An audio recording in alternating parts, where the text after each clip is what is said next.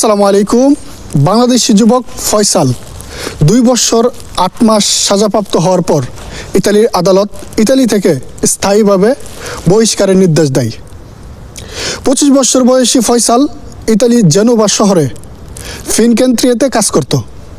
খবরে জানা যায় পাকিস্তানি সংগঠন তেহরিকে ইনসাফের সদস্য ছিল। সে অনলাইনে এসে বক্তব্য শেয়ার করত। তার এই বক্তব্য দেখে অনেক যুবক উগ্রবাদীর সাথে জড়িত হয়ে যেত। এই ধারাবাহিকতায় তাকে আটক করা হয়। সে নিজেকে ঈশ্বরের সৈনিক বা আল্লাহর সৈনিক হিসেবে দাবি করে।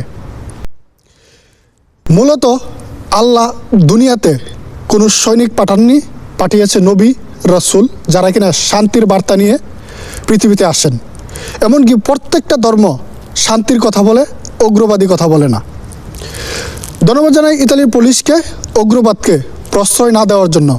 এমনকি আমার বাংলার ভাইদেরকে বলবো, আল্লাহর প্রতি, নবীদের প্রতি শ্রদ্ধা সকলেরই আছে, তবে হিংসাত্মক বক্তব্য দিয়ে ইসলাম ধর্মকে ছোট করবেন না। যে যেখান থেকে দেখতেছেন সবাইকে অসংখ্য ধন্যবাদ।